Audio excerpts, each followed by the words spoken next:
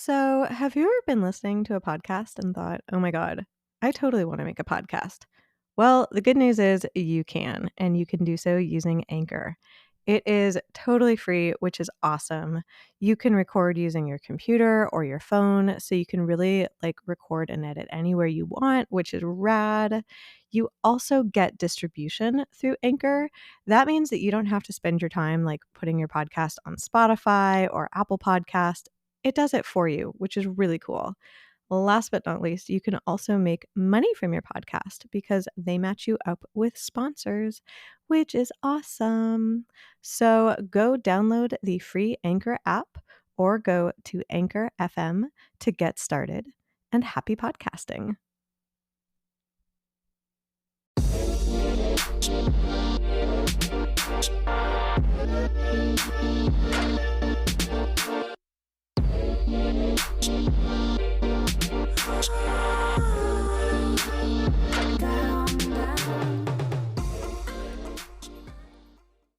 Hello. Welcome to Why Not Both, the podcast all about how our multiple passions and interests shape our identity and our lives. My name is Pam Schaefer, and I am a musician and therapist in Los Angeles, and I also happen to be your host. This podcast is produced by Laura Studeris, and for this season, we've partnered up with Under the Radar magazine. If you like what you hear, you can hang out with us on social media. We are on Twitter and Instagram at WNB the podcast. And if you really, really like what you hear, please support us on Patreon. We are under Why Not Both podcast. When you join our Patreon, you get a whole bunch of really cool behind the scenes stuff and you get to chat with us. And that's pretty awesome. Thank you so much for your support, and I hope you enjoy our interviews. For this week's episode, we got to spend time with the band O Future. Not only are they brilliant writers and producers, but they also do all of the amazing art that you see in their photos as well as their videos. I hope that you enjoy our chat. Welcome to Why Not Both, where we're talking about precocious American children in contrast to growing up in South Africa. Oh my God, that's amazing though, because how then because you said there was almost like a several year delay. It's like a tape delay. Like, what was that like when then you encountered what the weird heck we were doing over here? Yeah, I mean, that's the thing. So, I mean, I would say by 1998, kind of, then we had the satellite TV came up, right? So because before then we only had 3 channels. Right? So 1998, then that was the first time, we were seeing MTV and stuff. I mean, McDonald's only arrived, and I know this, in 2001. It's the good memory. No, it was a big deal. We went there as kids and it was oh my God, it's McDonald's. It was oh my God, it's so American, and it was a big deal, and there were lines around the block, Oh my God. Yeah, I mean, it was a big deal. So it was kind of had this, but South Africa, sorry, it's kind of got the same, there's the similarities to American life and Australians, I would suppose, it's you drive, it's lots of space, nature, and malls. We have lots of malls, and you don't, and we don't have so in that way it's the same. And when the first time I came to America was with my parents when we went. This sounds very bougie, and it is, but I mean, I don't know. But I mean, that's for the Kardashians. It's fine. Yeah. No. Okay. Fine. Yeah. Fine. I mean, and it's not we're still. Yeah. So at that point, my parents had money and things like this, and and my parents had a big thing also to take us overseas and things like it's kind of a weird thing. Just a side note. Sorry, I sometimes will go off onto these things, but it's when we were going, when my parents were, when you would go overseas, it's a big thing because it takes 48 hours sometimes to get, yeah. You know what I mean? It's wild, and it costs so much and all this stuff. But when you come from there and you're coming across the seas, like it was very important for my family, because we don't have, because of apartheid and all this stuff, the cultural life was stopped, right? So we don't have museums. I mean, we only got the African Museum 3 years ago. Wow. Right. We have like state museums, right? Like in each capital-ish, but it's not like at any, you know, we don't have the collections. So it's like you come from a country that's like America in age, right? It's about the same age. Yeah. But it doesn't have, I mean, it has the culture, but because of apartheid, it's kind of strange. The cultural life, because it was stamped out, we don't really have like, it's a strange. So you don't have museums and symphonies and well, that's when operas and theaters. Thank you to the European here. Like, well, you don't have it. But it's true. Like, you know, like marrying Jens, or, you know, being in Denmark a lot, or going to Copenhagen and stuff, or meeting people from there that have been to South Africa, and the first thing they say is like, culturally, where are all your things? I was like, wow. Apartheid kind of like, you know, with a nationalist, fascist, you know, they kind of tend to kill that kind of stuff. But sorry, that was a digression. No, I'm fascinated by that. Like I actually had chills when you said that it's like they kill those cultural artifacts, because that's where so many of like our emotional memories live, is in our arts. And like to come from a place devoid of arts in that way, because they've been stamped out, and now to be interviewing you because you're an artist, I was like, what? Like, that's like the thing. I mean, we have some greater artists that have come out, but like, of course, they don't really build a name there. They kind of have to just leave. Wow. Like, you know, so it's kind of like, I mean, we do have some big names in not big names, but, you know, in terms, I mean, that's like the thing, you know, like when I speak to how the country was and stuff, you know, the TV only came in 1975. Wow. Okay, that's crazy. You know, like when I say that, like just your image perception, you know, the all press and newspaper was run by the government. Yeah. Like, it's wild. So like, you know, just when I speak to my mom about this, or how it was and all this stuff, it's like, so then when you come here, like when we first came here, we went on the skiing trip, and now that I think about it, I think people must have thought the South African, it was like me, my mom, my dad, my brother, and we went with another family, a Muslim family, which I grew up with. And South Africa is also strange, because the Muslims and the Jews will hang out. Cool. Also and nuts. It's crazy, because we don't have the same, because, I can't even go into it. But yes, so I grew up with the Indians and the Jews and stuff. I don't know, because my family. So I don't know what they thought of us when we kind of arrived here, these South Africans that I assumed, and they were like, you know, brown and white, and we're kind of like there in Beaver Creek.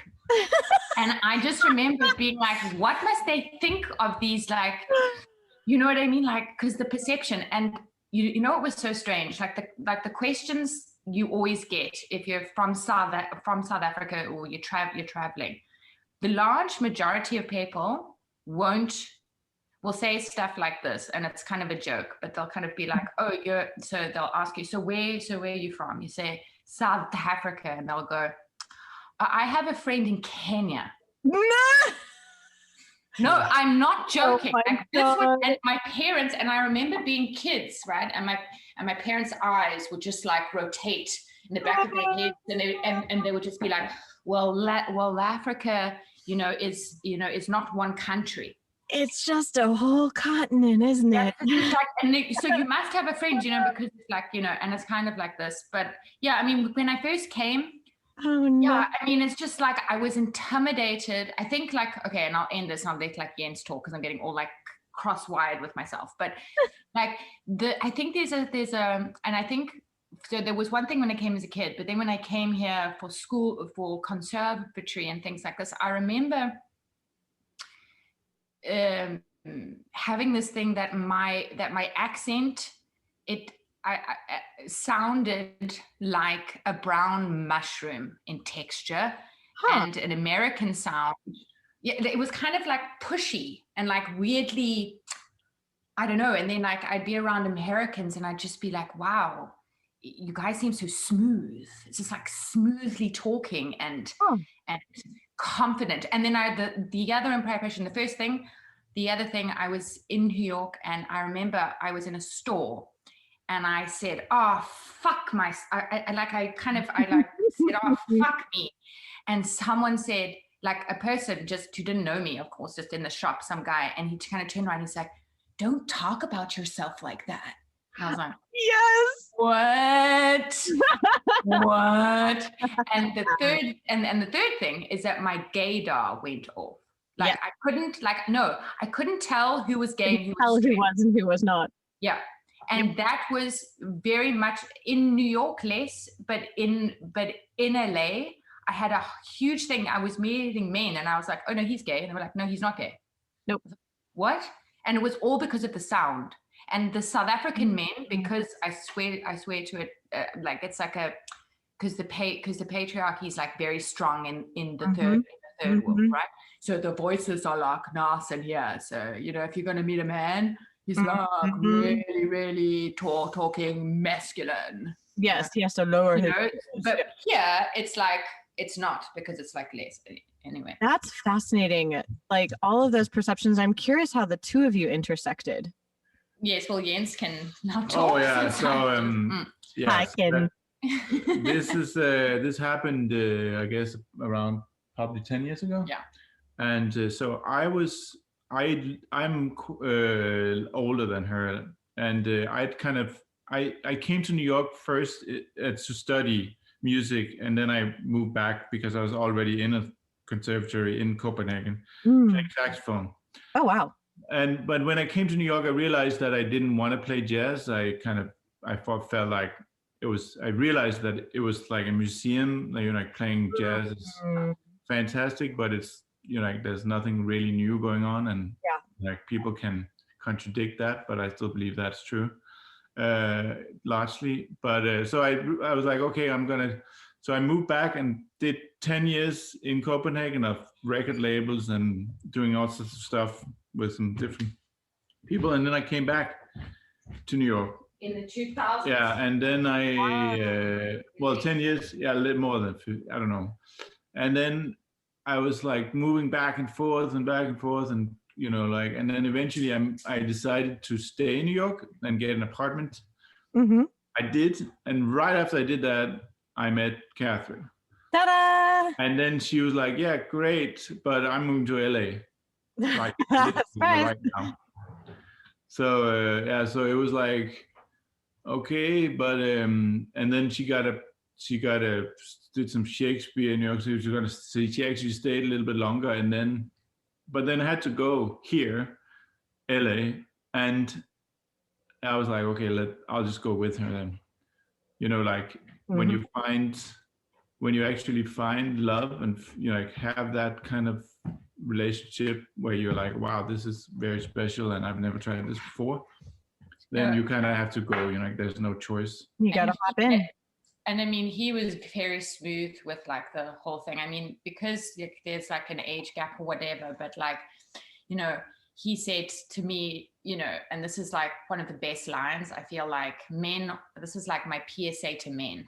I don't know, but it's kind of like, I think this is an effective, I don't know, I thought it was very smooth. Effective strategy. Yeah, it was very effective because, Jens was very confident and pursued me like a lot. And then I remember he told me that he loved me, and my response, and that's how I felt at the time. And this was before I'd ever loved anyone. This was, Jens's first bit. And I said, well, I can't love, just so that you know. That's very nice that you love me. But I was looking at him dead in the eyes, like, well, I can't love. So thank you. You're like, thank you for this present.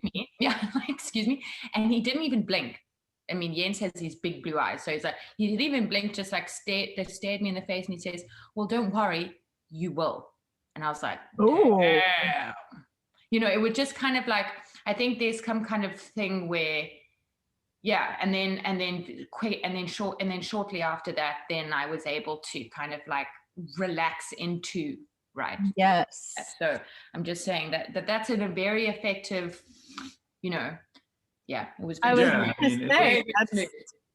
Well, it was kind of like, you know, like before, as I said before, that I'd lived in Copenhagen and worked like all the time. I worked. And then by the end of that, I wanted to move to New York, but I wanted to live in Rio de Janeiro first. Oh. Whoa. For a while, because I'd been there a few times and I loved it there. So I was kind of like curious whether I was actually that was where I was supposed to live. Mm-hmm. Mm-hmm. So I went there, and I'd also done therapy during all this time of working. Like a year's intensive therapy. But I hadn't really had the time to kind of deal with it. Got it. Properly. Yes, it takes a long time to collate that. What's that? It takes a long time to kind of like let that settle in, especially if you're in like deep therapy work. First, you like learn those emotional lessons, but then you have to put them into action. That's what takes longer, is that even though when you have insight, you have to then try out different behaviors and actually move differently in the world. That takes a while. Yeah, exactly. And I moved to Rio de Janeiro just like after that. And then I just kind of had an open blanket and had to figure out my next step in life. It was like, okay, I'm going to stop this work now. You know, I sold the company and moved on, and deliberately. Mm-hmm. And a lot of weird things happened there. And then I kind of moved back, and then I came to New York, and eventually met you there, like maybe not so long after that. But at that time, I had so much I'd really felt this surge of energy from the therapy and all that, I'd loosened myself from all this work and blah blah. So I kind of like was in a place where I could just I think pursue her like And I mean we've talked about this before. I mean, it's like, you know, that if Jens hadn't gone to therapy, or if I had met him before the therapy, we wouldn't have been together. No way. I would never have done what I did if I hadn't done the therapy, like 100%. Wow. I didn't really understand who I was. Yeah. You know what I mean? Like, and it wasn't really that deep therapy. It was just like, there was just some very fundamental things I didn't understand. And after a year of doing that, it was just like everything kind of fell into place. I understood where I came from, you know, like my parents and family, and why I was playing music, and you know, like not just playing music, but spending, you know, like every second doing music, and why that is, and why blah blah, and why my previous relationships had all failed, and why this supposedly should be different, and all that kind of stuff. Oh, I mean, as a therapist, it's wonderful hearing this, that I'm just like, PSA, power of therapy. No, clearly, I mean, everybody should do therapy, not just because there's something wrong with them necessarily, but just because of, you know, like you also train every day, your body, you know, like, etc. Yeah, I mean, I feel like, I mean, that therapy or whatever, I mean, it's going to become like one of those kind of like utility things. Like, I feel like it should start to becoming one of those, like, you know, that it should be part of a healthcare plan, that everybody has a therapist. Yeah, of course. Because then you're going to take down all of this stuff, you know, like if everybody's in therapy, like on and off all the time when they need to, and they can just do that. I mean, wouldn't you cut down all this mental health stuff? But my God. Yes. Obesity and everything else, right? So it's I think in the future it will be like, you know, like kids will have it in school, and you know, like it will be, it's just much more, it's a part of life that needs to be addressed, of course, much more thoroughly. And you can see now that how society is so nuts because people feel like shit. Yes. Yes. So how do you deal with that? Pretty much. I mean, it's that simple, isn't it? It's a succinct way of putting it, where it's like, if you are in pain, be that mental or physical, you're going to act out that pain, and they're intertwined. It's a holistic thing. If you're in, because if you're in mental pain, that often results in physical pain. And if you're in physical pain, that often results in mental pain. And then you're upset. And then usually you get upset at other people. Yeah.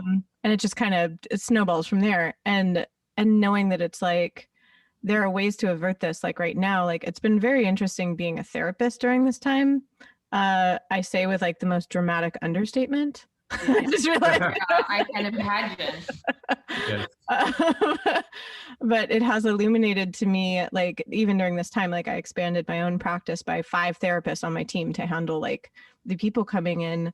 And Wow. if any, yeah, it's been wild, but like I want to keep that up because there are a lot of people that now are kind of out of like kind of the main crisis, but now it's the aftermath of what the crisis is. But also a lot of people have remarked exactly like Jen said, that it's like gaining this kind of insight into yourself. And even if you're not in therapy like every week for the rest of your life, it's like knowing that someone is there and that you can kind of like do that maintenance and have that insight is really important. Yeah. I think that's very, very true, of course, and but I think there's a long way to go. Like even in a country where Denmark, where I come from, that's like presumably the most kind of advanced, progressive, evolved society that we've seen, along with the other Scandinavian countries, perhaps. There, therapy is not free. Not free. It's like you have no subsidies. Unless maybe you're like completely far out. Well, like unless they book you into a psych ward. But if you're just a normal person, it's extremely expensive. Yeah, it's such a nuts thing. It's such a nuts thing. Yeah. And so like there's a long way to recognize even there. Wow. Yeah, I was talking to my friends in Iceland about the same thing where like they were saying that they're like, oh, if you move here for a while, like you could definitely get a job as a therapist because we don't have that many and because it's not always subsidized and there's still kind of like a stigma against it. Exactly. Yeah. Exactly. And it's like a kind of a strange, because like and I think that this stat is like so Denmark, right, like was nominated or said to be the happiest place on earth, right? Yeah. World stuff, but it's got the highest suicide rate in the entire world. Oh my God. Yeah. Now that is because there's some underlying thing, they've got everything, like, it's like you won't live on the street, you have jobs, like everything's done nicely, that's the fairest with the sexes, kids have great lives, there's no pollution, we're all on our bikes, we all have blonde hair, it's all great. I mean, like I can go in, but it's like, but then there's this underside, right? Because you have it, like everything's on a level, then there's this melancholia that's like well, the existential because you have everything and then you're kind of like, well, as a Scandinavian, what else can I have? I don't know. I think it's more like like the more most things are taken care of, the more time you have to think about and realize like your own stuff. Achievements or lack of them, or what life means and what you should be doing, what you're not doing, what you're not achieving, what all these kind of things that once you have food on the table and all that stuff. So I think it's very interesting like that you actually, there's so much depression and like anxiety in a society like that basically deals with all the other issues that we're dealing with here in this country. Right. Trying to deal with it, I mean, at least now. Yeah, and so it's kind of like the same, and the suicide rate is like more, and it's only 5 million people. Wow. You know what I mean? There's no people there's not a lot of like, here you're competing. There's lots of people to compete against. There's not a lot of people to compete against. Well, of course, it's but.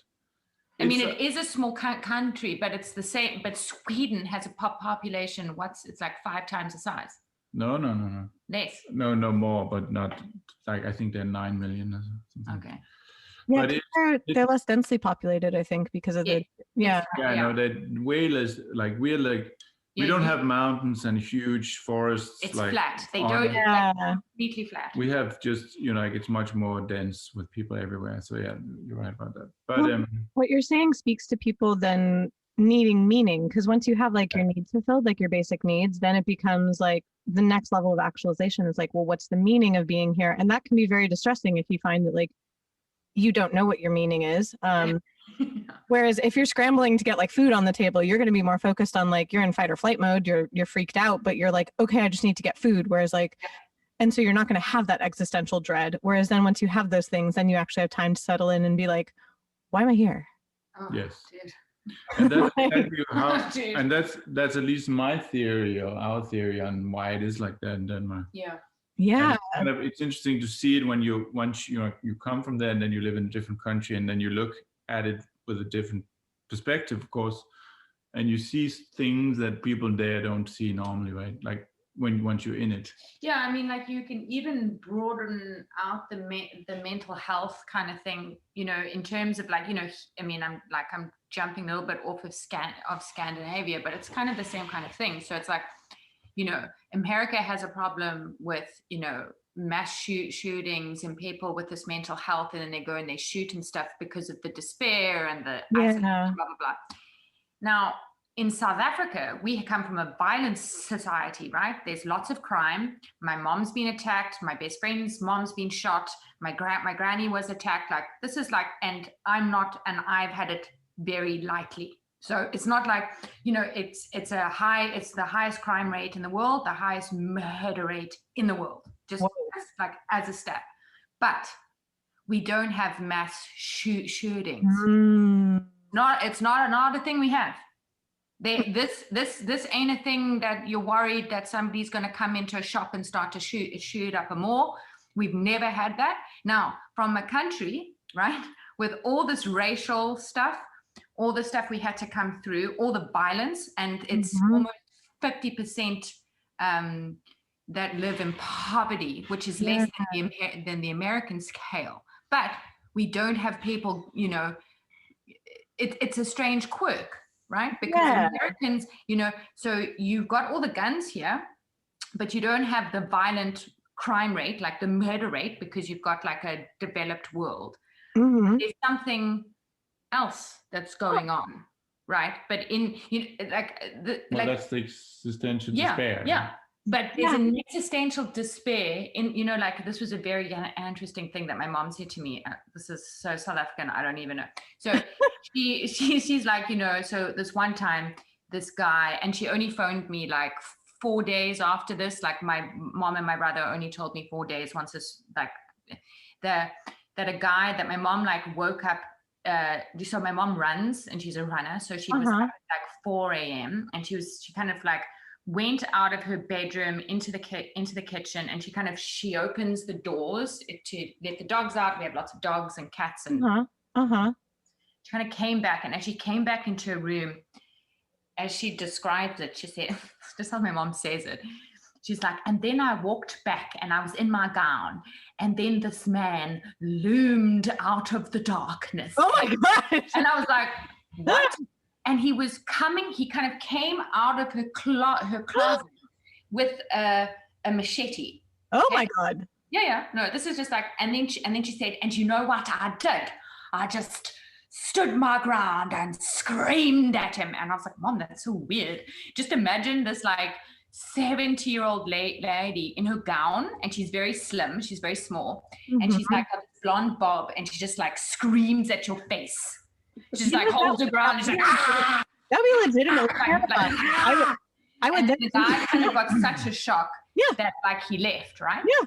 And then my brother like chased him and tried to find him, and this has happened twice, not just like once. And the thing what my mom said, and you'd think, oh, she's the South African broad, and what she says, and what she said, she was like, yeah, but he only came in here. I mean, he's living a desperate life. Wow. And I'm like, yeah, exactly. Like they're doing stuff for desperation. Yeah. And also an existential thing. Like imagine you find yourself, oh, I'm mentoring a house with a machete because I need to find something. Yeah. Right? Yeah. So yeah. But You're going, yeah. If basically, I mean, as horrible as it sounds, if you're hiding in a closet with machete, something has probably gone very wrong in your life, and so you're probably wondering, what am I doing here? All the stories of that, but it's just like a society like that. That's also like when my best friend, she lives in Germany now, because her dad's a German, blah blah blah. But her mom, like, she phones me, and her mom was in South Africa, and it's also, and she goes, yeah, so my mom got shot. I was like, oh shit. And she goes, no, don't worry, it's just a flesh wound. I was like, cool. Oh my God. You know what I mean? That's like, you know, and like that kind of like how you grow up like that. That's when I came to America. It was the first time I felt safe. Whoa. In New York at 5 a.m. I remember walking down the streets, and I felt, and I'd never done that on my own. I'd never walked the streets at like 9 o'clock. You know, you don't like walk anywhere. You're and your personal safety, you know, like growing up in Johannesburg, you know, when it was like, and we'd have to, and like the 90s, 1995, and we were kids, small kids, and my mom, you know, we'd have to, as we would drive in, you weren't supposed to stop at stoplights. Because your car could get hijacked. Oh my God. You had to do a rolling stop. Like, wow. So you'd have to, so things were very kind of tense. There was, you know, each time you went into your house, like my mom would do this thing. So she'd pick me up from dancing, my brother from blah, blah, blah. I would be, you know, like 6, and we'd drive home. And as we parked, kind of as the gate was opening, my eye would turn around at the back, and my brother would look kind of on his side. He goes, okay, kids, time for the lookout. And we'd have to look out for if there was someone waiting for us at the house to get into the gate. Wow. I mean, like, that's how you grow up, and things like that, which is normal. You know, it's just like, that's just how you grow up. And if, you know, and then when you come here, I mean, and when my mom came here, it was just, you know, yeah, like you kind of like Los Angeles looks like Cape Town, like a lot of it, like it looks kind of the same. We have the mountains, we have the sea. I mean, Malibu, you know, if you squint, you'd be like, that's South Africa. Okay. You know, and my mom came here, and she was just like, you guys don't even have to lock the doors. And no, but and I'm like, no, Mom, we can walk out. Like, no one's going to come. And, you know, and just for her, just, you know, and she grew up in South Africa where it was like that the whole time. Wow. So, yeah, that's my. Well, and that sense of scarcity, like you said, that it's like that desperation that she expressed, that it's like, yes, she did fight back with, you know, terrifying the person, which I'm like, good on her. You know, it's a remarkably good technique. I'm barely 5 feet tall, and so I know I'm not going to physically intimidate someone. And so my only recourse is to make them believe that I am more unhinged than they are if they try to attack me. Yeah.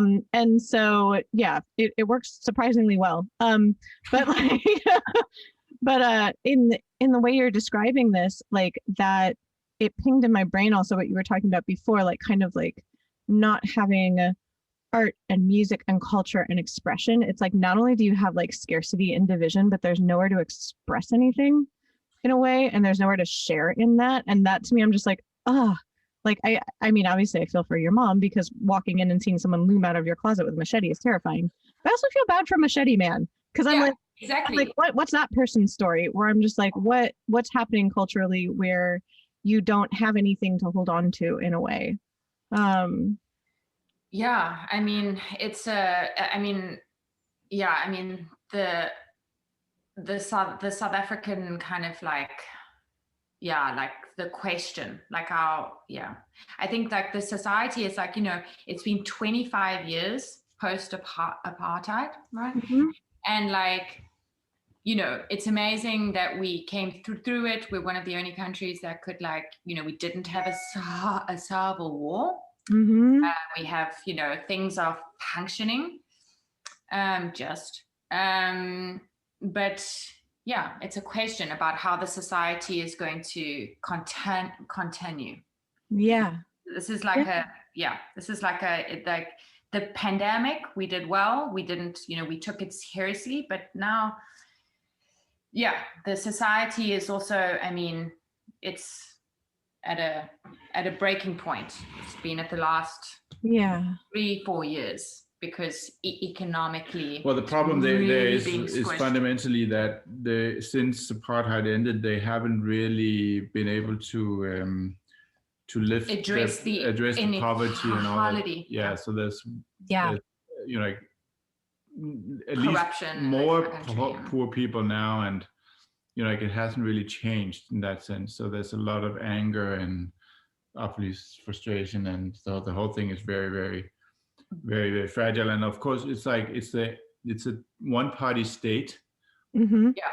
So it's a problem, you know, like for democracy, there is elections, but they don't, you know, like the ANC always wins, and it's pretty corrupt. So nothing really changes until that eventually the democratic system will change. Yeah, but I think it just takes time, you know, like that's like the thing, like we're very, very young. So you're watching it, it's almost like you're watching like this very young, like in terms of time, 25 years in history time is a second. Yeah. You know, like it's kind of like, you know, when they look back, I'll be like, oh, 25 years. Okay. But yeah, I mean, yeah, I mean, all what Jens says is true. And yeah, it's kind of strange, like being outside of the country. It's kind of like you see the country in a yeah, it's like when you're inside of the country and when you're outside of the country, you see it in two different ways.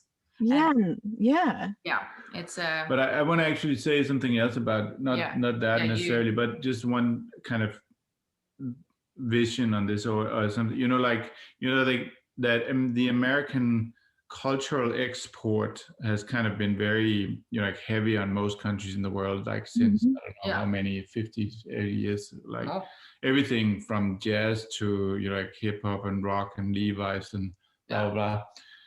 And I just read like the other day that in Denmark, normally the working party is the Social Democrats, who would, like, you know, like taking care of the most concerns for working class people, etc.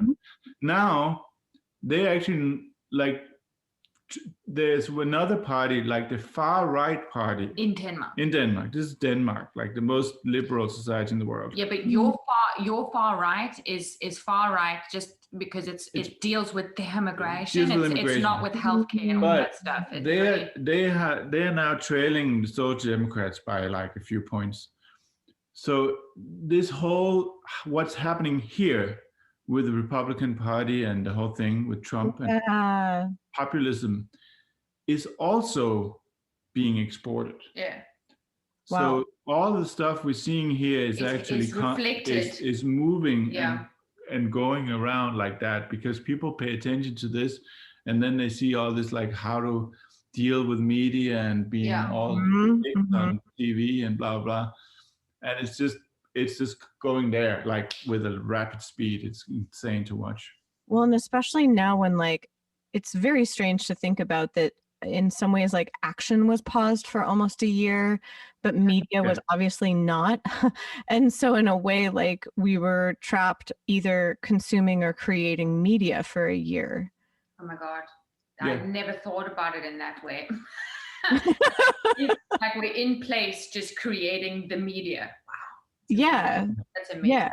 Like, because it's interesting because, like, talking to people who are in the creative arts and also outside of the creative arts, it's like, what do you do when outside action has essentially ceased? Like, we couldn't travel, we couldn't do the things that we normally would do. And so in a way, it's like, how do you create this world within yourself? However, we've all been taking in all the things that we see, like on our phones and on our computers, and it's like we're taking in all of this stuff, and now it's almost like things are starting to slowly spin up again, and it's like, okay, well, what are we going to do next? Completely. No, I mean, like this is really like this pandemic stuff. I think, like, you know, I'm one of those people that enjoyed the big stop. Like, yes, I as a creative, and I think there's a few people in creative things that think that this is great. And I think it's like, if you like to make work and make it on your own, and the best part of like your artistic practice, oh my God, I hate these words, practice, but it's like, you know, like if that's like what you like the most, and what I like the most is the making. It's not the showing, it's not the bubba. I like the making. That's where I get my sense of self, or I feel good about myself. I feel good about the work. That's where it's the best, where you just in the thing. Yep. But a lot of people aren't like that. So I was like, great. So we don't all have to compete. We can just sit and we can just make. And I don't have to like compete with you. I don't know what you're going to do. And even if you are doing something, it's all closed. So, you know, so it was just freeing and relaxing. You know, I think for all the creative arts people here, I think in LA, the most. In Europe, it's not the same. Because here, it's commercial. Yes. And no one really cares. Like, that's cool that you've got your art creds and stuff, but they're like, but what's the content? Yeah, like content. You know, it's just like, yeah, it's a different way. So yeah, I mean, I found it great that it shut down. I'm finding it a little bit, I don't know if you find this hard or not, or if your clients, well, I don't know if I have a question. No, I do have a question that, like, you know, I'm finding it like more stressful that it's opening up, and then we're going to just like start to compete again. And now I feel that the competition is like the Hunger Games, like neatly, like it's sped up, and like we all know it's not working completely, but like we don't want to be like left off the platform, but all the things, like all the arts things aren't exactly working. I mean that in a neat economic way, like the music industry is in the toilet. Right. All the magazines around it, like your fashion, art, blah, blah, blah, are collapsing and actually don't make a profit. Yep. So it's like, okay, so we have a problem, but no one can fix it. So everybody just has to kind of still be alive. You kind of just have to be, well, I'm alive. I'm still here. Pick me. Look at me. I mean? Yeah, I'm doing a live stream. But it's not really functioning, right? It's kind of like and we all know, but like, yeah, I'm finding that hard to square. I'm kind of like, yeah, but the panic, I don't know. I'm sensing it. Or it's just, it's interesting you say that, because people are experiencing a lot of anxiety about things starting again, simply because we've experienced a huge trauma. And so that makes sense. And so I've talked to a lot of people about like that they're excited to like see their friends, or they're excited to do things again, but then they feel like kind of floaty and disconnected, or they feel anxious about it, or their social battery is lower than they anticipated.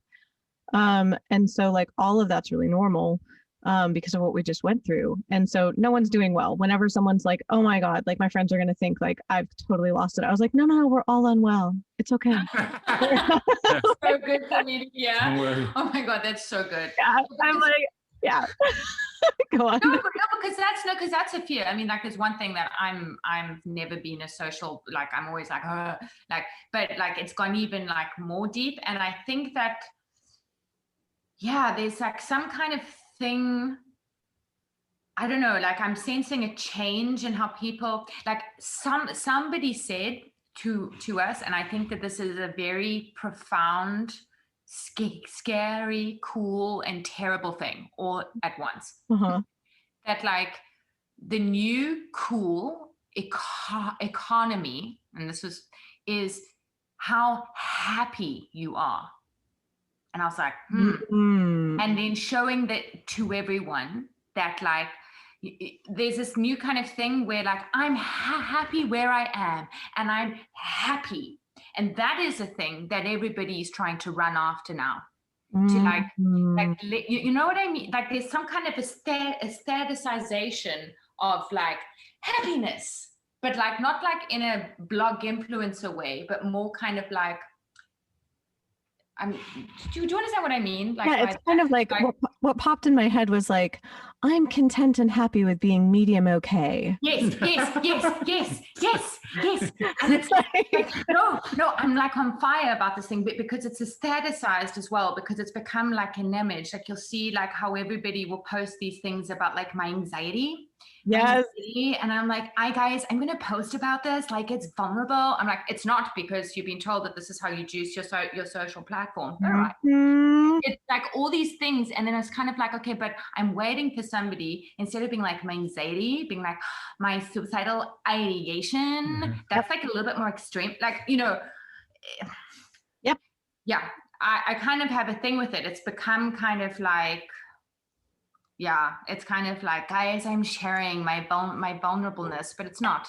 That's not vulnerable, because vulnerable is when you're actually taking a risk of incurring rejection. Fast, slow clap. That was exactly. No, everything. Yeah, no, because it's obviously like it's all a theater on Instagram and etc. Like everything is about presenting yourself, even if you're trying to be honest about who you are and whatever. Like it's all like you're basically curating everything.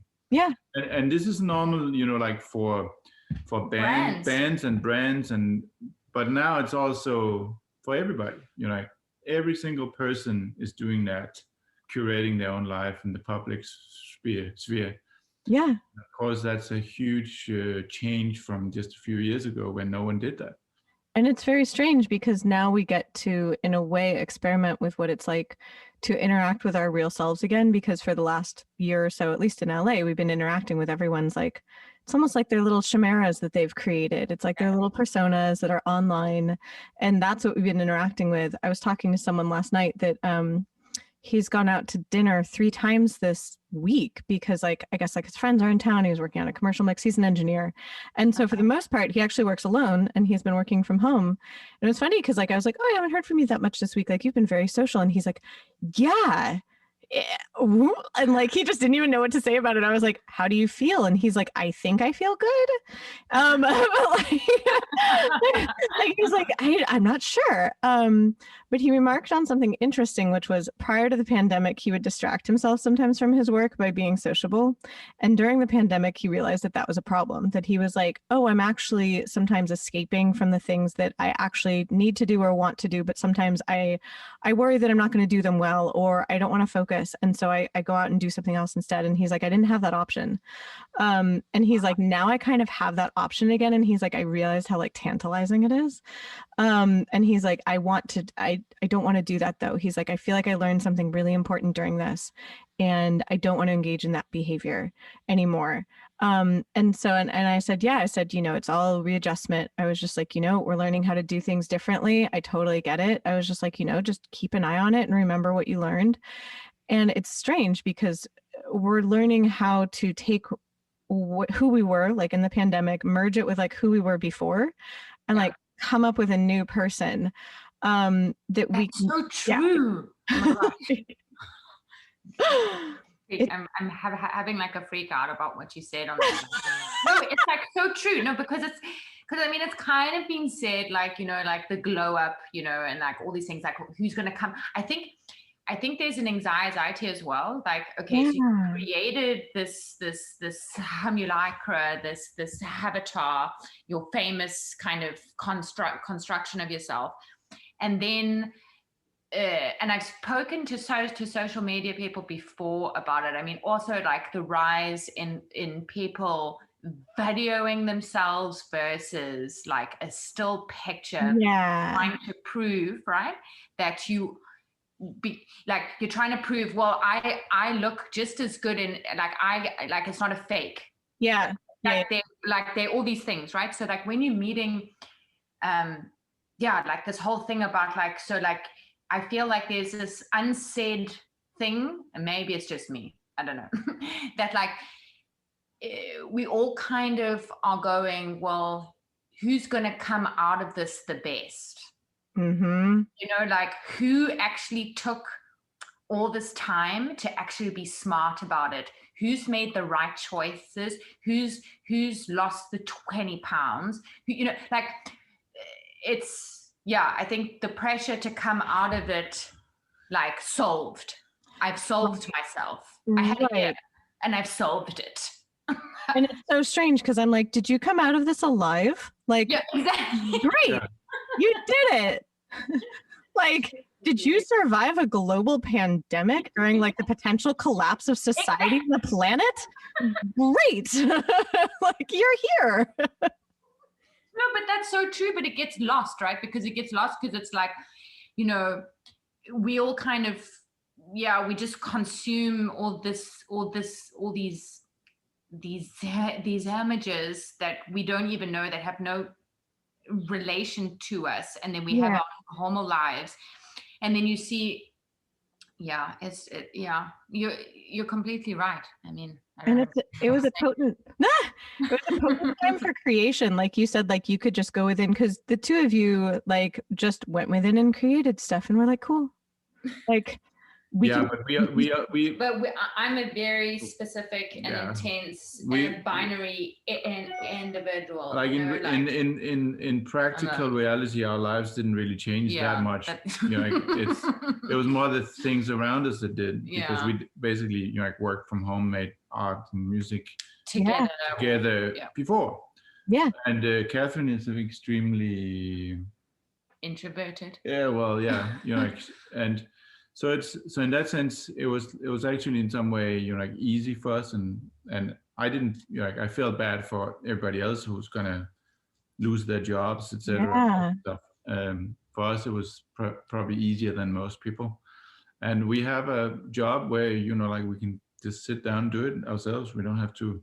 So in that sense, for us, it's like a whole different situation, and now it's opening up again, and now it's more this actually for us that's stressful.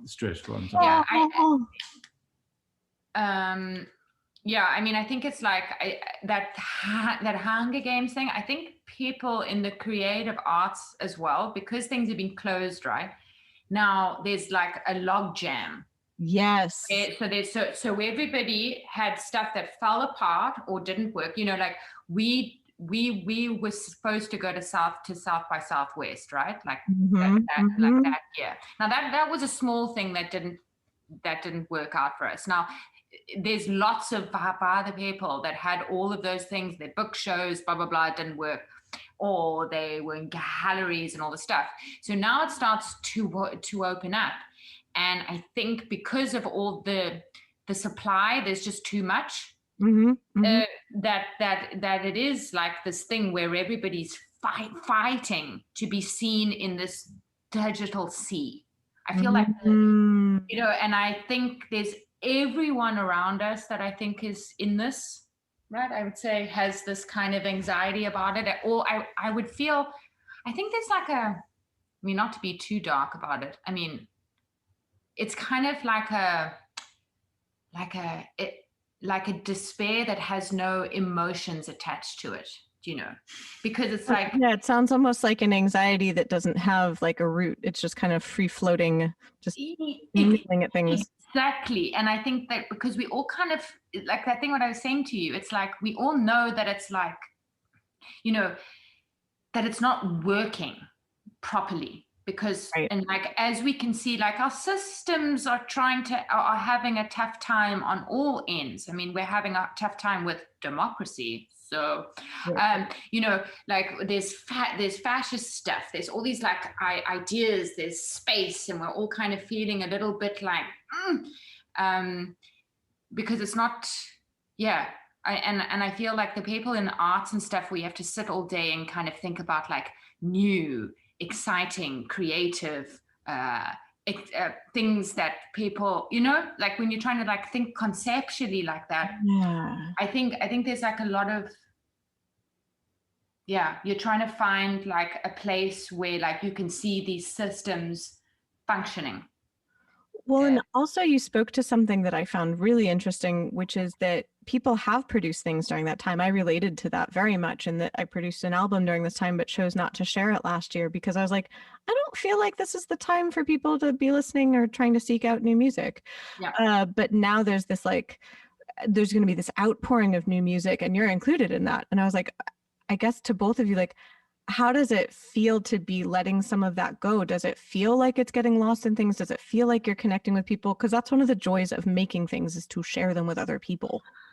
I know. And like, that's like the thing. I think that there's a performative, I mean, Jens, you actually say first what you feel about this, because I actually don't know. Well, I feel like, like as someone like us who has a band who's trying to make music that no one else is making, like we're trying to, like just have our own little, like league and making genres and doing stuff that other people don't do. It's always kind of like, you want to put it out and then you always get disappointed no matter how well it goes. Yeah. It never goes as well as you want it to, because people just don't understand, like the normal people. Right. They don't get it, what we're doing. And that's a thing that you kind of have to understand. In this particular situation with how you like when you release music, you put it out and you have to have press agents and all that stuff going on. Otherwise you will never get anywhere. Like, like you have it, like there was a huge, like the internet gave music a huge democratization, right? That everybody can put out and do their own thing and blah, blah. But if you want to get really through, you have to, you need the system still, because you can't do it on your own unless you're really lucky or have something that everybody just loves. Yeah. So I think in many ways it's the same as it was before. It's actually harder now. Yeah, I mean, I think it's harder, but I also think that we're living in a different age. It's the age of the image. Yeah, that's it. Like that's really how I feel it is. And I mean, it's also like, so it's the age of the image, and then you're in an art form which is almost, and I describe it in this way, it's like it's the invisible art form, because it's like you hear it and things like this, but it doesn't have the cultural impact of, yes, there's some pop hits and these songs that like, kind of come out and like, your pop stuff and all that stuff. But like, music used to be this like magical force, the 50s, 60s, 70s, 80s, 90s. And then the 2000s, like, just, and I'm not just talking about like how the business or whatever. It's more just about the perception of how important it was. Like, yeah, there's one I want to say, like it's also, I think one of the huge differences between now and before is that now we have everything available like all the time. So you put you see something, and then you click on play. And then you don't have to invest in it. Literally, if you're bored within, like whatever time, you're going to move on. And that's just a massive difference from how everything was before, in the sense of not just like the people making the music, but the ones perceiving it, the listeners. Well, I mean, it's that, and then it's like tied back into how music is put into image platforms. So things that I don't think work, and I don't think have ever worked, right? Like in a real way. Like, so all of your massive stars, right down to your rendy stars, all have aesthetics, right? And the aesthetics are very, very important to the band or the individual, because your numbers have to rise on all the platforms. And what are the platforms? They are visual platforms. But you are doing an unvisual thing that should actually lead, right? Because that's actually the metadata is the music now, and not like the front. Yeah. I'm so glad you said that, because I was like, I was going to make a piece of content today explaining to people why artists say pre-save our song on Spotify. Because people don't understand that when you pre-save a song, that pings to Spotify that you like that artist, so you're going to see that, but it also pings to them that they look at all the other artists you like, and they'll be more likely to send that song to other people who like that artist and put it on playlists. That means that then other people who like that stuff might then listen to the artist you saved, and that artist is going to get more plays and reach more people. And of those, say, hundreds of people, maybe a handful of them are going to become, like you said, like those people that really understand your music and that you're speaking to. But until, it's like a numbers game where you have to find those people, but they have to hear your music somehow. Yeah. And so like, it's weird because people don't, and why would they? Instead, I feel like I'm looking through like a clothing catalog.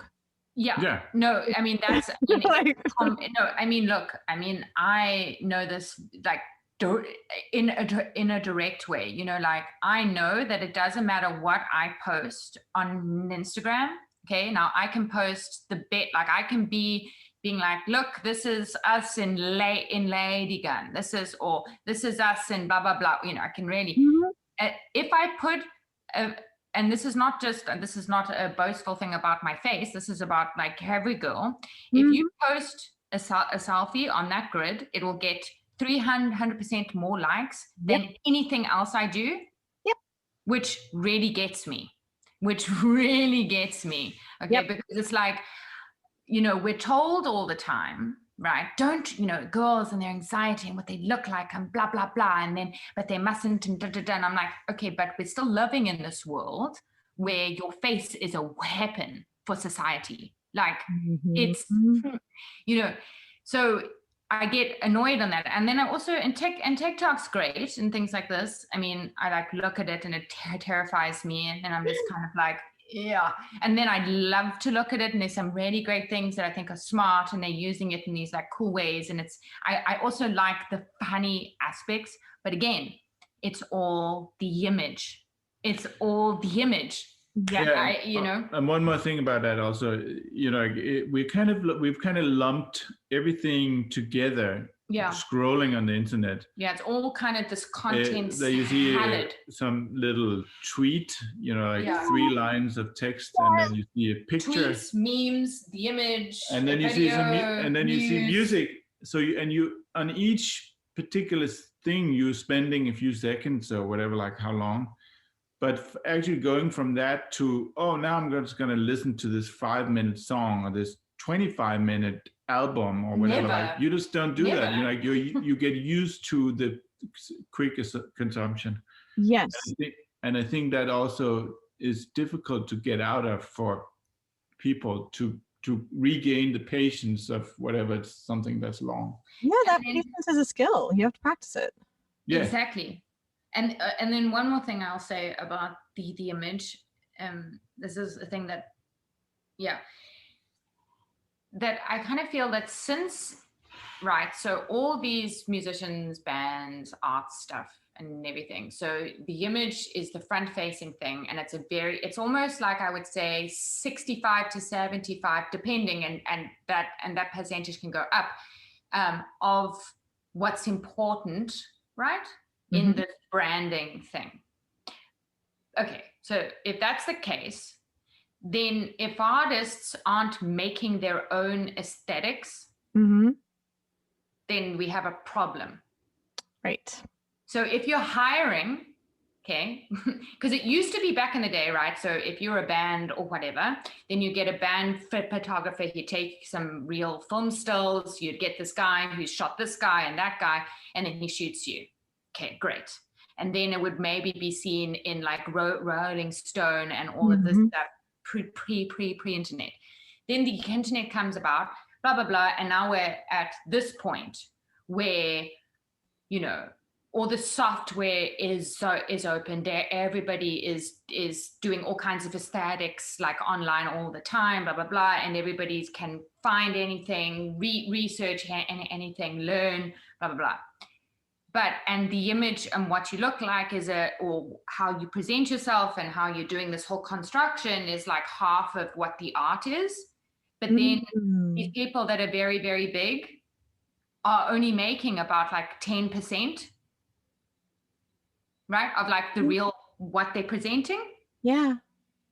And I find that as somebody is making 100% of it, I find that hard to take sometimes. Well, yeah. Because most people they're not as diverse. I like the control, and I like learning. I like new things. I like that. Great. And like it's my skill set, and I like to do things like that. But all that I'm saying is that we're in the age of the image, and then when people, are being, what I find a lot of the times is that there's a praising of somebody, of being like, oh, like they're so cool. I'm like, yeah, but they didn't make that. Ad agency made that. They didn't make it. They had 10 creatives. Their stylist is really cool. Stylist, and then a brand who came on and was like, and I'm like, but, and then so. Well, I can add to this grievance about, like when people, like indie artists or whatever you want to call them, so the press release is always like, this is something really experimental and special and stuff like that, and I'm always like, wow, that's what I'm into, and then I listen to it and then it's like just normal. Yep. And the only reason why they say that is because it sounds cool. No, well, because it sells. It sells like being like indie, experimental, and like and like all this stuff now. Like, I mean, we've been doing our own stuff and creating everything for a long time, but it's like, and now you see people being like, and then this girl's like, and I directed it. And I'm like, okay, but then did you do the edit? Did you do the post? And who's doing the lighting, and who's doing the makeup? Because like I understand that you can arrive on set and you have this idea, and then you've got like 50K, and then you can make it be done, and then you've got a whole like professional post team. Like, you know what I mean? Like, yes, you can, like, I have lots of thoughts on this. Well, and especially when you're a multidisciplinary artist and you actually are doing all of those things. From what you're saying, it does also strike me that like there's importance in crediting the people who did the things. Yes. Where you are like, I love it. Yeah, I love when people actually give credit, because even if they are posting something that like they had a team work on, I appreciate when people then post like, who's the stylist, who did makeup, who did lighting, where it's like, you're saying like, yes, I'm the person in this post, but here's the people who made this possible. And I really like that if people work together. I'm not saying like you have to do everything 360 DIY like we do, because I don't know, it's the way that we're working at the moment. But it's like, and I think it's like great and everything. I think like the frustration comes where it's kind of like, it's I don't know how disingenuous. Or it's kind of like, I kind of feel like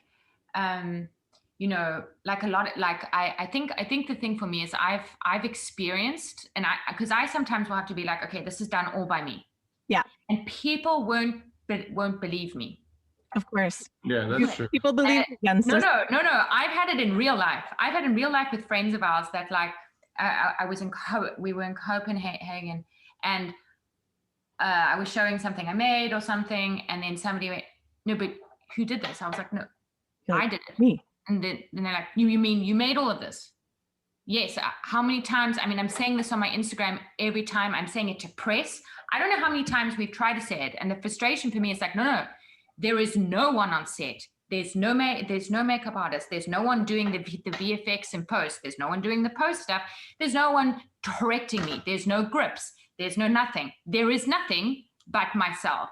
And trying to communicate that to people, they refuse to take that on board sometimes. I've literally said, being like, no, I make that. And then I'd meet them the next day going, did you really make that? And I'd be like, okay. Or I've had people ask me, like, they'll see something that I post, I've made some digital work or something. And the question is, how did you make that?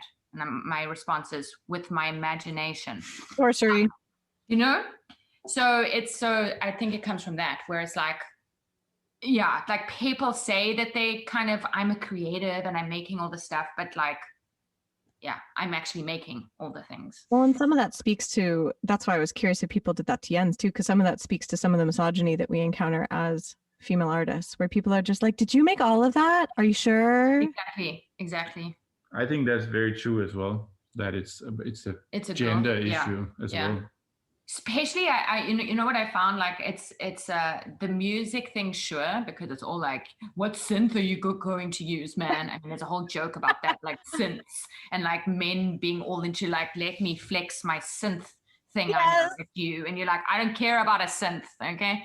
So then I'll say this, and then Jens can say this, is that I found that not the misogyny, but the unbelievability. It's not like, okay, so if I think girls in digital work, so like I kind of I can render stuff, I can teach I'm doing all kinds of stuff, and like the most quick questions I get, and it always comes from men, and it always comes from my digital kind of tech work, is, because if it's rendering and stuff, you kind of have to spend a lot of time in the computer and do all of the things. It takes a long time.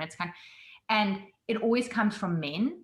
And it's never from girls that ask me. It's always men going, how did you do that? What programs did you use? Huh.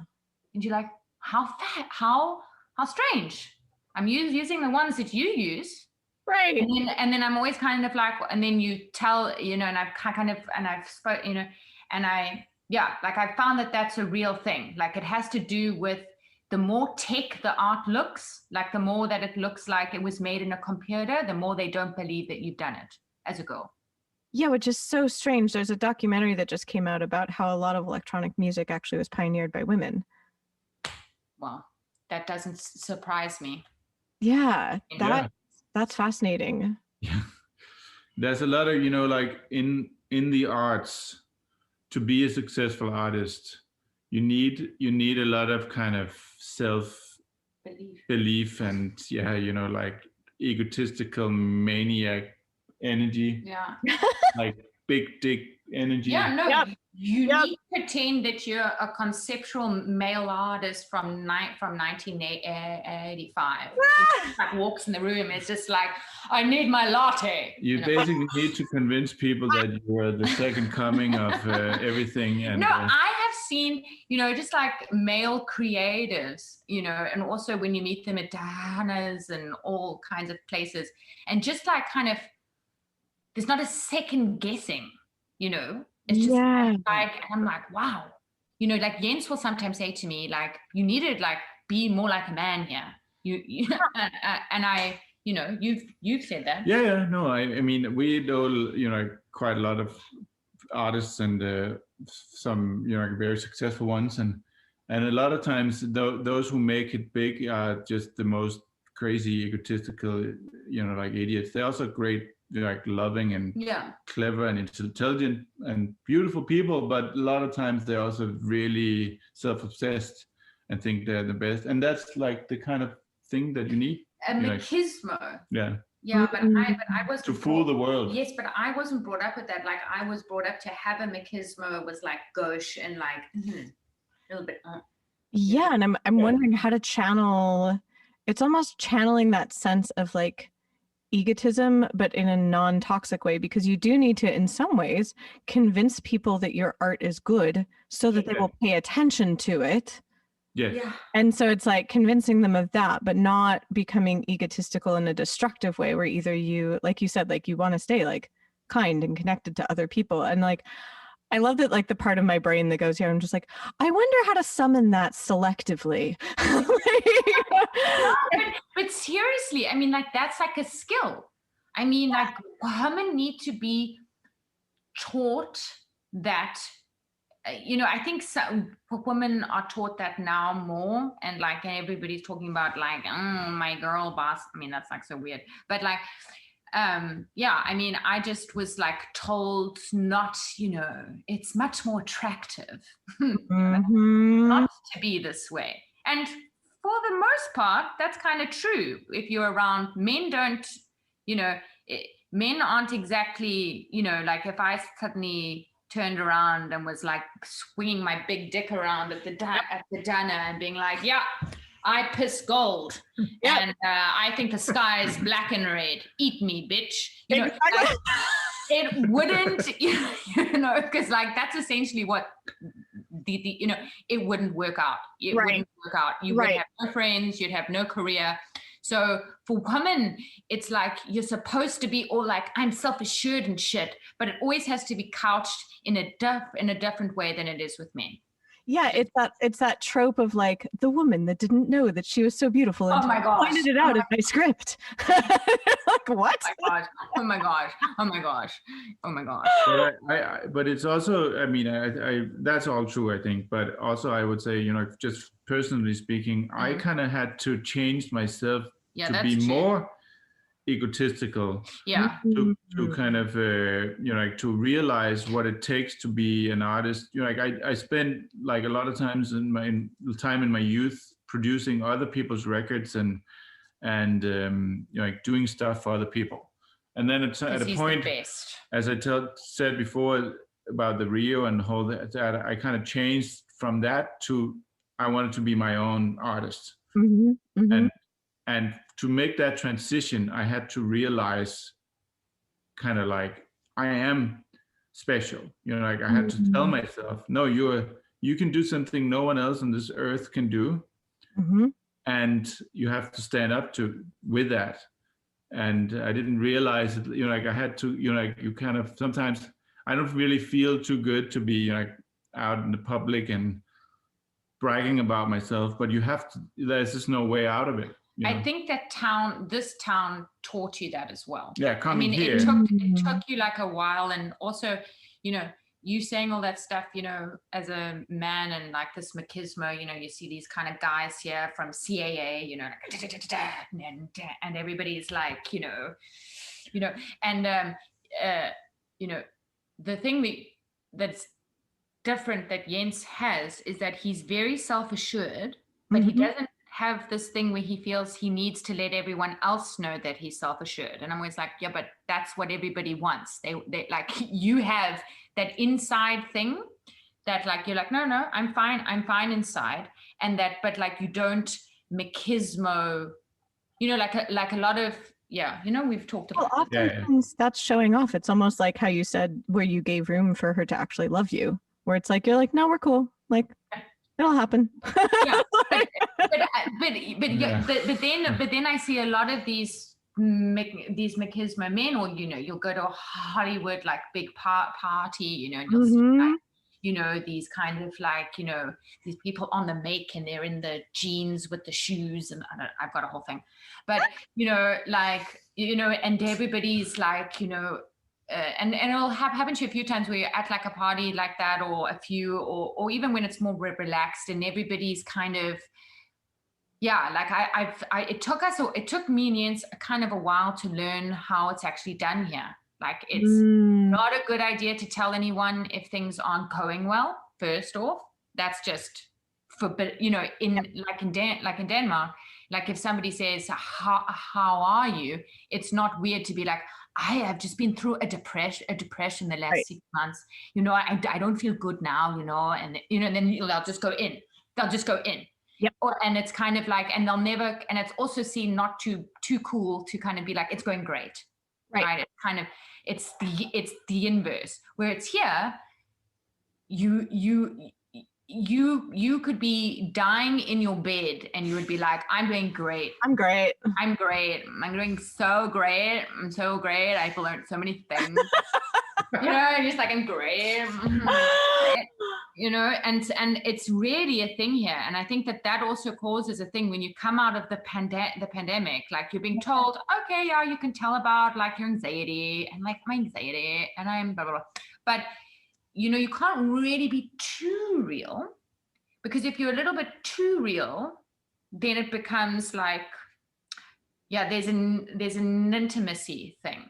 It's kind of like, like, I'm not saying that we all have to walk around and just like open our chests and just like cry and be like, it's been hell for me, or whatever. But it's just kind of like this thing that I think there's an anxiety with that, where it's like you're going to meet people, and specifically in this town where your friends are your friends, but it's business related, and then you're, it's never... It's all tied together. Yeah, it's kind of, and you don't know where the line is. I feel like that's where people, I think that's the thing I think what you're saying about the anxiety, it's like, it's still a theater. If you can tell about it now because it's legal in that theater to say about it, but But if you say something that's too horrible, no one's gonna like that. Yeah, but that's like the thing. Where is the line? And I think that everybody's trying to is nervous of the line. How much are you supposed to say? How much are you supposed to? Yeah, are you supposed to kind of share with another person? Yeah, with public. In a real way. Well, in a real way, because we know kind of how to construct our digital lives, right? Like what's acceptable. That's why we were saying, but it's in real life. Yeah, that too. How do we? Yeah. I don't know. My hope is that after this, we do bring more kind of tenderness to each other, where we are able to navigate how much of ourselves to share, where you don't necessarily want to overshare with someone because that might be burdensome. You want to be selective about who you share with really intimately, but to have tenderness and grace towards each other, where you don't have to be just a persona. Now that we get to see people again, it's exactly. I'm very hopeful about how we can choose to do that, where it's okay, we can show up differently for each other now, especially in the arts, where it's okay, how do we actually at the very least be neutral as opposed to competitive? Because we all know that the arts right now are I just imagined all these fish flopping around. Yeah. No one knows what they're doing. And so just be kind to each other and know that we're only out here putting out our music so that we can connect with people who like our music. That's it. Yeah. The simplicity of that is very refreshing. Yeah, I'm that's my hope coming out of this, talking to different musicians about releasing art and talking to people, even in the visual arts fields as well. A friend of mine just had a gallery opening that it's literally just hey, I just want to share something with you. Okay. Yeah. Just kind of be more gentle. It's okay to be gentle with each other. Yeah. Oh my God. Yeah. I mean, that's the thing. It's kind of it can, I just, that thing that you said, the gentleness, I feel we all know we need this gentleness. It's been a little bit rough. Yeah. Not just, and I think it's across the board and this kind of, yeah. And I just hope that it would be like that. And everybody I feel wants that, a more gentle kind of, I don't know, but then it's also we broke time. We broke it. So, and so that's this non-time, non-truth, non-reality construction. Right. And we're all kind of okay, how do we fit in our very human flesh into this, into these art molds? Yes. Speaking of time, the two of you have been so generous with your time, and I really appreciate that. The two of you have been such a pleasure to talk to. Yeah, well, you too. Thanks. I mean, hey, we wouldn't be here if we were okay, we need to get off this call. No. Thank you so much for doing this. Thank you again for listening to this episode of Why Not Both. If you liked what you heard, please make sure to like us and subscribe to us on your preferred podcast platform. You can also come hang out with us on social media. We are at WNB the podcast, both on Instagram and on Twitter. This season, we are brought to you by Under the Radar magazine. Under the Radar is a nationally distributed print, music, and entertainment magazine and website. You can find them at www.undertheradarmag.com and feel free to support them on Patreon. Extra special thanks to our producer, Laura Studeris, who is literally a rock star. Thanks again, and I look forward to seeing you next episode.